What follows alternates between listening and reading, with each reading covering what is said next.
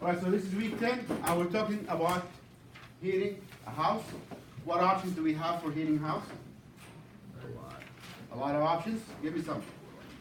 Forced air, hot water, steam, geothermal, So, boilers, natural. there are two ways we can do it generally, and some other sub-ways can come out of it. Either electrical, or either using combustion. Either we burn something, or we use the refrigeration cycle, which is electrical, or use heating coils. The most common way currently is combustion, because during, again, the month of January and February, it's really hard to get the refrigeration cycle to be efficient. Thinking of the concept of efficiency, if we were to calculate the efficiency, what is the basic formula? What is the idea of efficiency? Output over input. Yes. What did you get out of what you put in? And usually it's going to be less than 1. So efficiency, It's never one. it's never 1.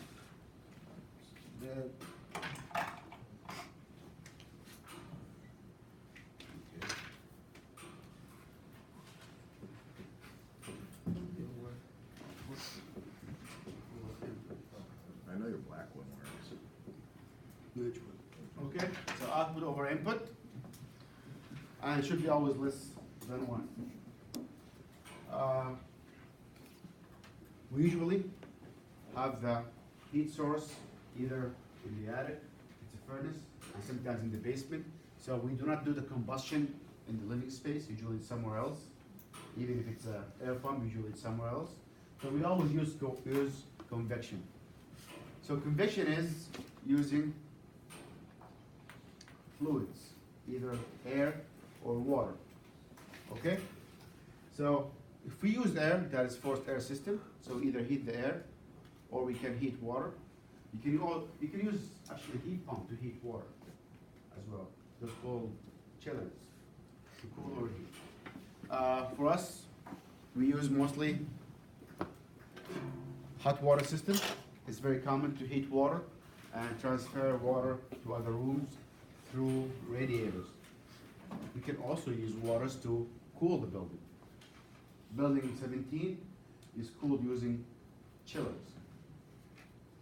If we were to put a radiator for heat, what would that be? The floor or the ceiling? Floor. Because we want to use natural convection where hot air rises. If we were to use water for cooling, where would you put the pipes? The top. It's going to be in the duct system with fins, because the cold air will sink and drop to the bottom. So we can use convection again. What type of convections do we have? Forced and natural. Forced and natural. If it's forced, then we are using pumps or fans. If it's natural, we are using buoyancy. Transmission of heat inside a system. How do we transmit heat from one place to another? Because we can either use convection, we can use convection, we can also use radiation. There's one of the people who graduated from this program 30 years ago. He owns his own company, and they do radiation for heat. It looks like light pictures, but it projects heat using radiation into the space. You can also use hot water to heat the floor, and that's radiant heating. So, types of heating. So far, gas is most common. So we burn gas to make fire and heat. And heat is a byproduct of combustion. We can use oil, we can use wood pellets, or we can use electrical means to heat. So the efficiency for electrical coils is between 35 to 95. Those are the coils. When you heat the coils, you put kilowatts, you heat mostly heat. There's not a lot of losses. And again, efficiency is output over input. So electrical is high efficiency, but what is the problem with electrical? It's expensive. It's expensive. It's going to cost you a lot of money. So far, we are relying in New England from the first homework on gas for heat. Gas is our main source of heat, and that is combustion. So whenever you have gas, you have combustion, you have fire going on in your house whenever you are heating the house. Oil is still there. Why would we have oil instead of gas? Usually people who have oil, they don't have gas lines coming to their houses.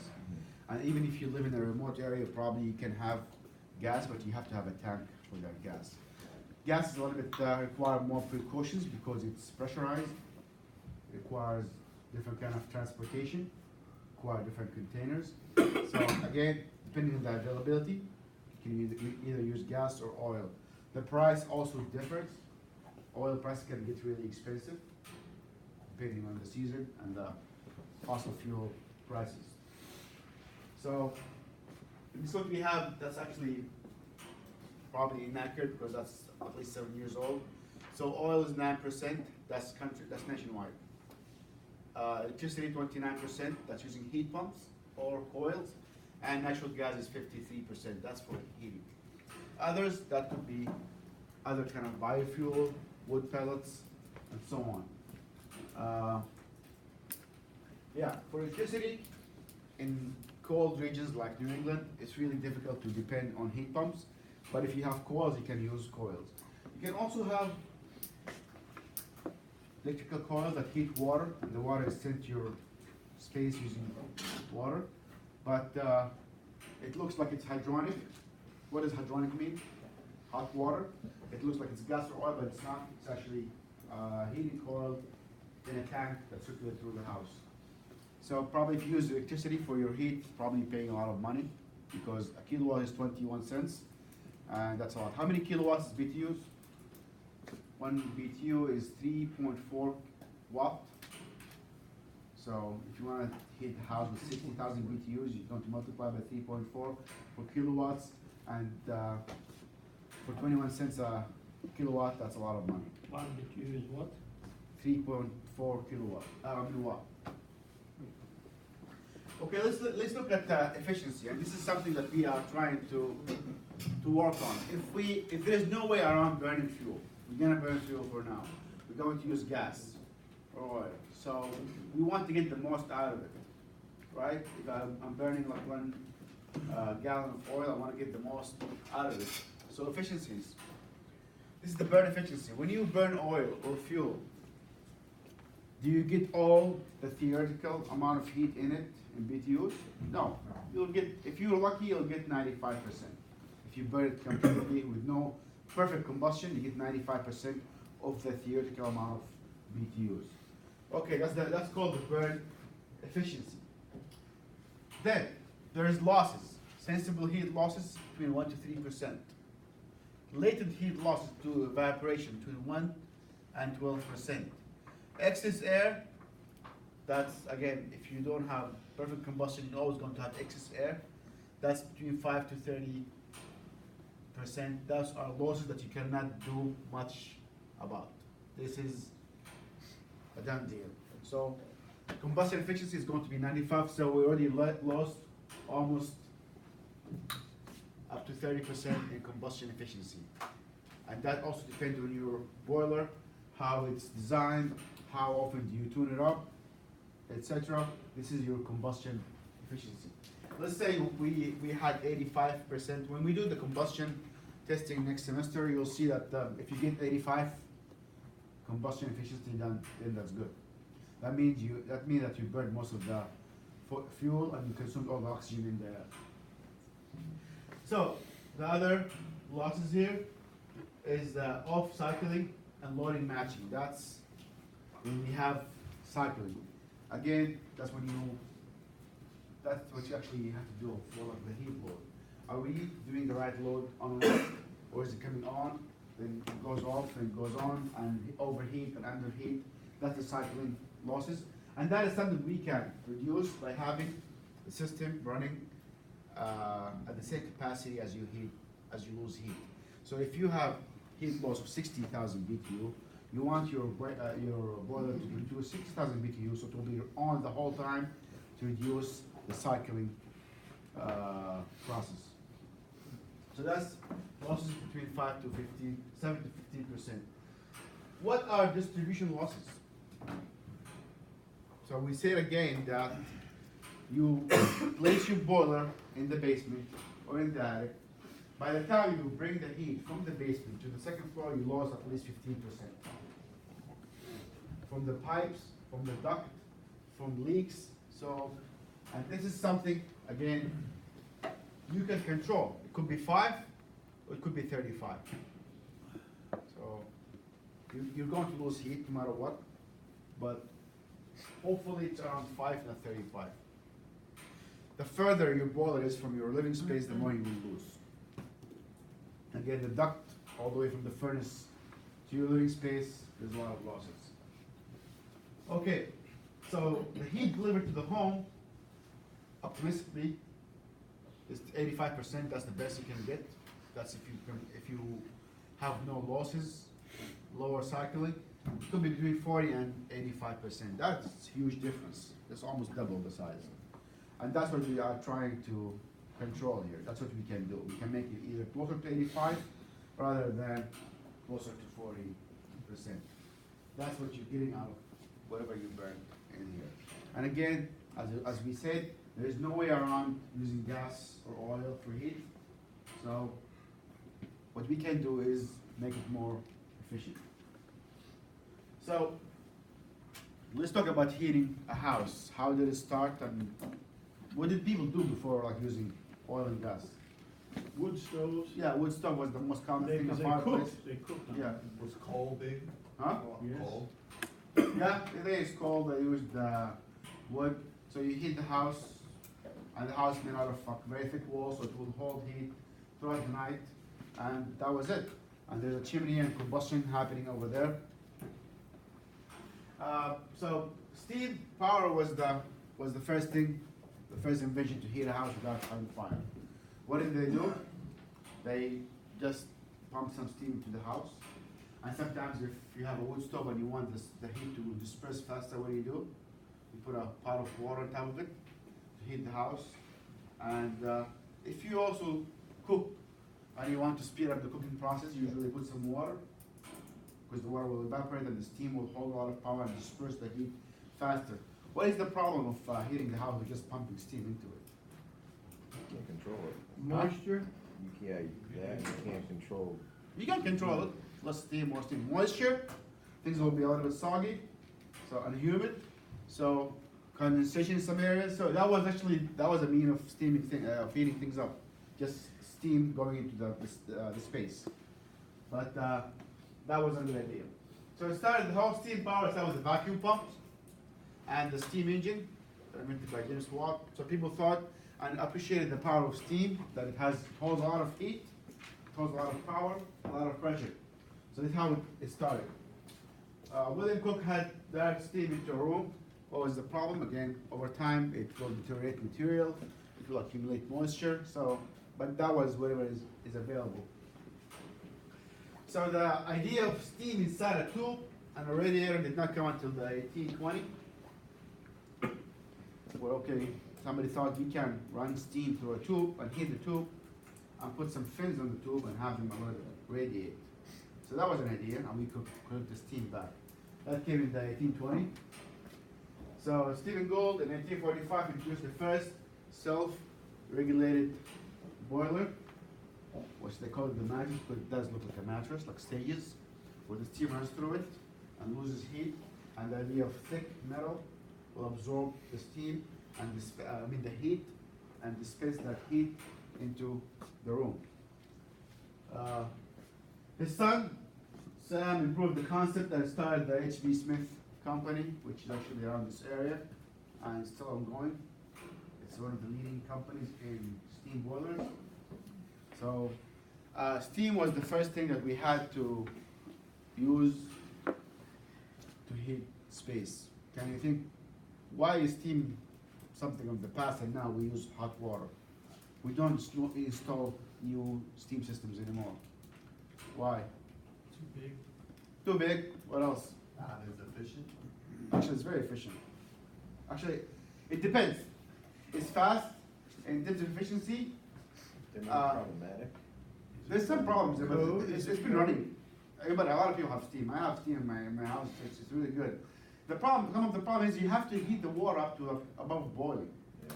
You want it in hot water. What do you need? 180. So there's a lot of losses here.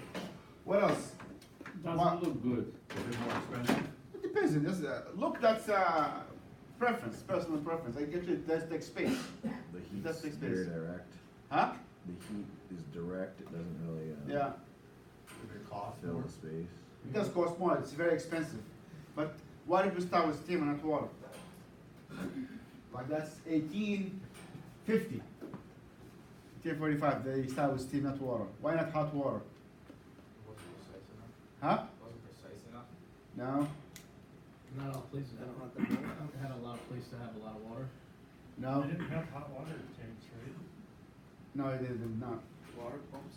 Water pumps. That was not invented yet. There has no water pumps. With steam, you don't have to pump steam. Steam moves by itself, holds a lot of heat.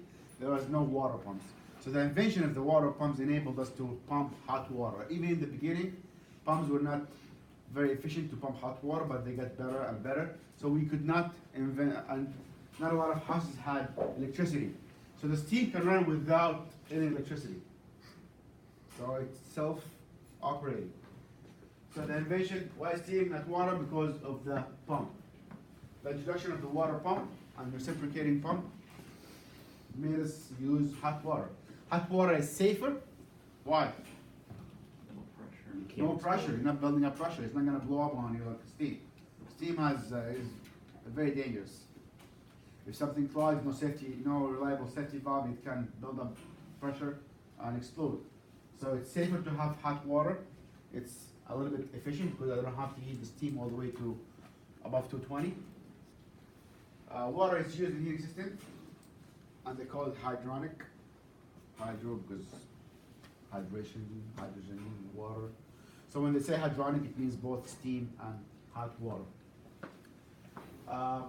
Later on, electronics has been added to the system to make it more self-standing and self-sufficient, so nobody has to go and work on it. For now, you just use the thermostat, and the system will do everything else. It will heat the water. If it's not hot, it will pump the water if it needs to be pumped until the heat is satisfied. And that's something we will do practically this semester and next semester, is how to deal with the control for hot water and for steam. If you are an HVAC technician in Western Mass, probably getting with a lot of steam. A lot of houses here have steam. It's still running. It's been there since the 60s, 50s, and 40s. A lot of houses here are built in the 1920s and after. I think it was some kind of real estate boom. And there's a lot of steam. And if it's running, why change it? So you probably will be working with a lot of steam. So it's good to have some idea of how they work. Piping advanced a lot since the 1850s and the early century. So they are not as thick, they are more convenient, and now recently we don't even use metal anymore, we use PEX, those nylon hoses, which are really, I find very questionable, but they do the job.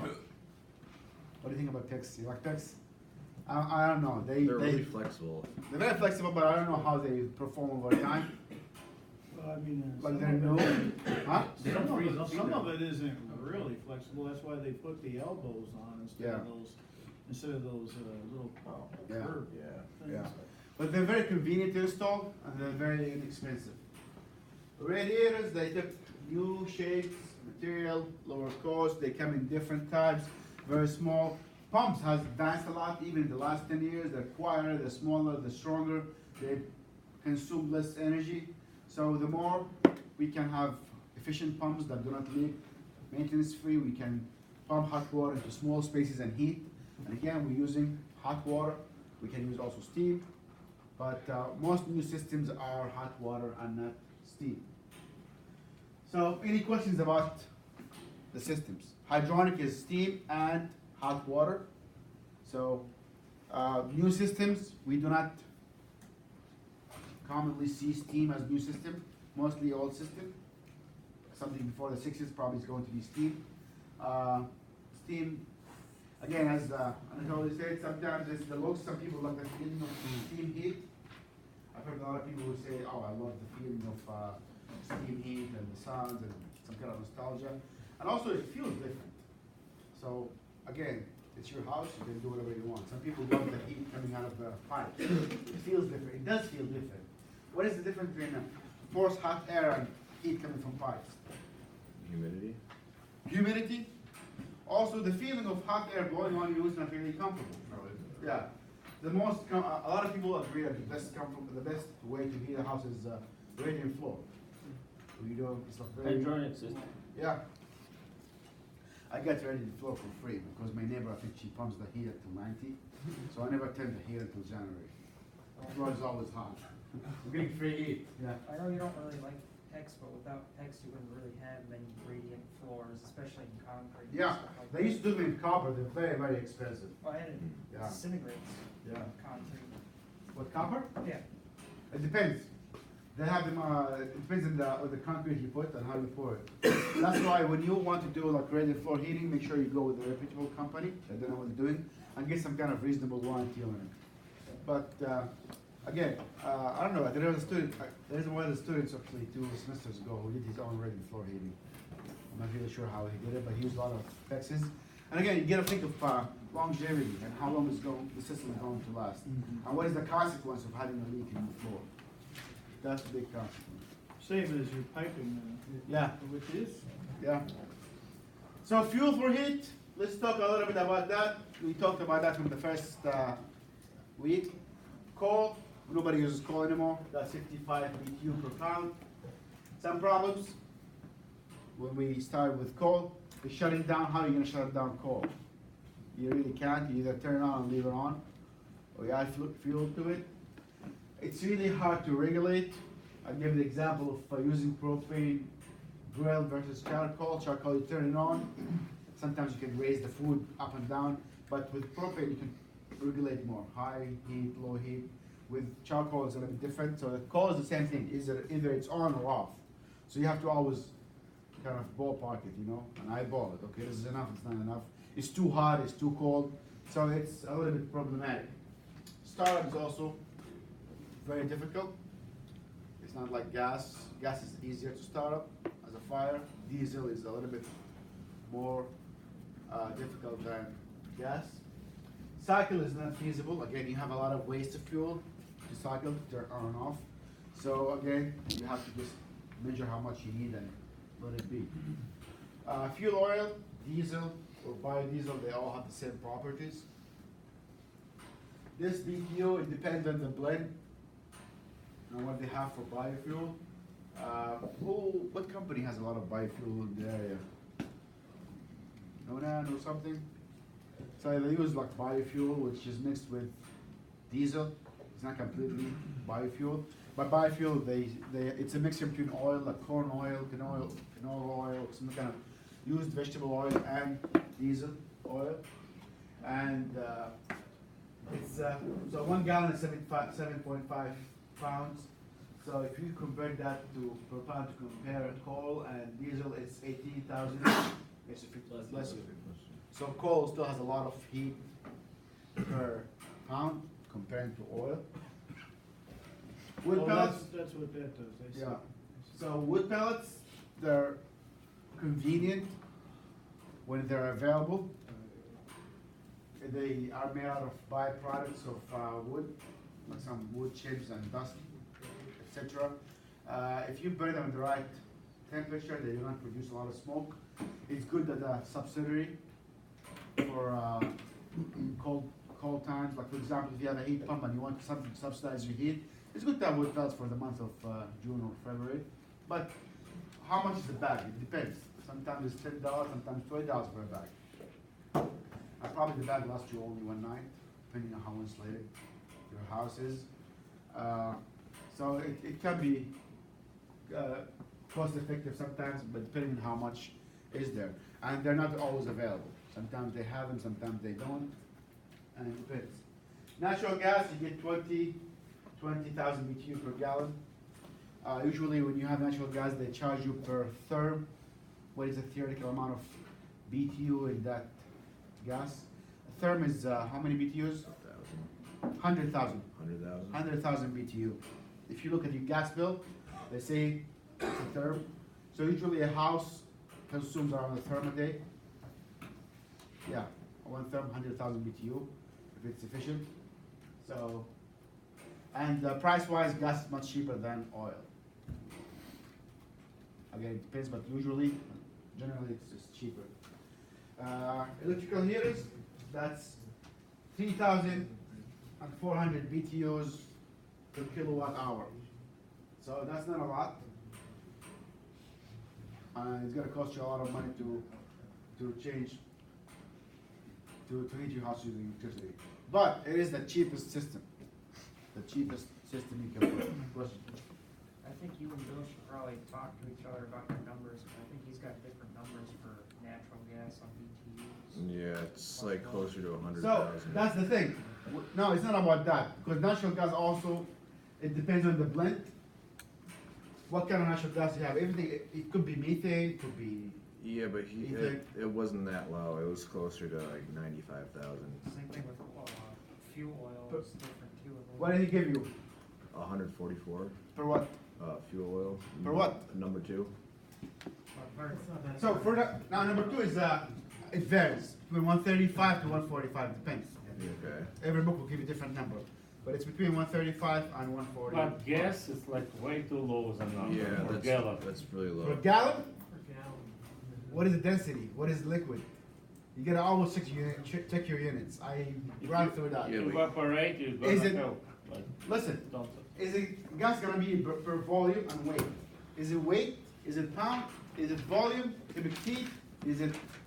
He gave us Gallon. exactly 105,000 BTU a gallon for natural gas, and he gave us 92,500 BTU a gallon for propane. How much? Propane? 92.5. 92,5 BTU per gallon for propane, Okay. and 105,000 BTU a gallon for natural gas. Maybe I'm wrong, then I'll check it out. I don't All I'm know. saying is you guys should probably have a discussion between. I always say my last answer was the right one. Is it bothering you this much? A little bit. I'll check my numbers. I just wanna know what the. I wonder, probably the book has it. Let's check it out. So I'll check that, but from last I checked it was 20,000 BTUs. And again, I would check the units, either it's gallon or is it pound, or what is the natural gas composition. Okay? And again, that's why also they always, the gas company, usually they tell you the BTU as terms, depending on the blend. Okay, we'll talk about combustion next class, okay? Good.